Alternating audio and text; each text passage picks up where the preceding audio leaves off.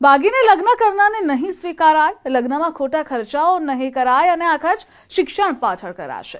ઠાકોર સમાજે 16 નવા નિયમો જાહેર કર્યા. મહાસંમેલનમાં ચર્ચાઓ થશે, જેનાથી કુરિવાજો દૂર કરાશે. ઠાકોર સમાજના બંધારણમાં ધરમૂળથી ફેરફારો થવા જઈ રહ્યા છે.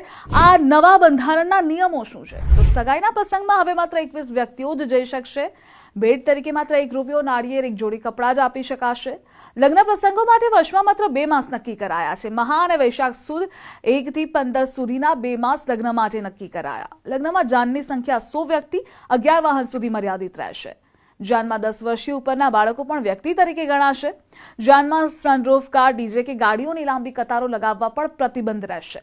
લગ્ન પ્રસંગમાં માત્ર 2 ઢોલ અને શરણાઈ વગાડી શકાશે. લગ્ન લખવાની પ્રથા, ઢૂંઢ, હલ્દી રસમ અને ઓઢામણા જેવી પ્રથાઓ સદંતર બંધ રહેશે. જમણવારમાં મેન્યુ મર્યાદિત કરી માત્ર એક જ મીઠાઈ પીરસવાનો નિર્ણય છે. મામેરામાં કોઈ પણ પ્રકારના દાગીના લઈ જવાને બદલે રોકડ ઓઢામણું હશે. 11,000 થી 1,51,000 રૂપિયા સુધીનું રોકડ ઓઢામણું કરવાનું રહેશે. મરણ પ્રસંગે ભોજનમાં માત્ર ખીચડી કઢીનો ઉપયોગ કરવાની મર્યાદા નક્કી કરાય છે. તો જન્મદિવસની ઉજવણી પાછળ ખર્ચ કરવાને બદલે શૈક્ષણિક સંસ્થા કે લાઇબ્રેરીમાં દાન આપવું. મૈત્રી કરાર કે ભાગીને કરેલા પ્રેમ લગ્નને સમાજ દ્વારા માન્યતા નહીં અપાય. કોઈપણ સામાજિક પ્રસંગમાં નશાકારક વસ્તુઓના ઉપયોગ પર પણ પ્રતિબંધ છે.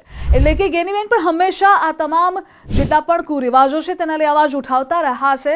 તમામ પ્રસંગોમાં ઓછા ખર્ચા કરી સમાજ શિક્ષણ તરફ આગળ વધે તે ઠાકોર સમાજના જેટલા પણ મોભીઓ છે તેમના દ્વારા નક્કી કરાયું છે. તમારું શું કહેવું છે? મધ્યમ વર્ગ પિસાતો હોય છે. જનરલી લગ્નમાં ખોટા ખર્ચાઓ થતા હોય છે, દેખાડાઓ જે કરવામાં આવતા હોય છે તેને લઈ અને આ નવા નિયમો વિશે તમારું શું કહેવું છે? કમેન્ટ સેક્શનમાં જણાવો.